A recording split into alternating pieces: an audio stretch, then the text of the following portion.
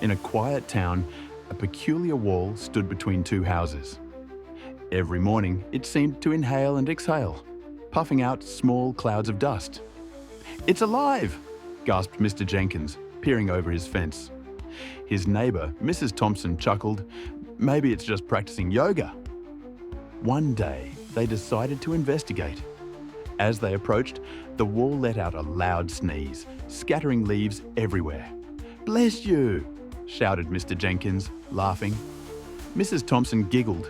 "Guess it caught a cold." They never solved the mystery, but the wall's antics became the talk of the town.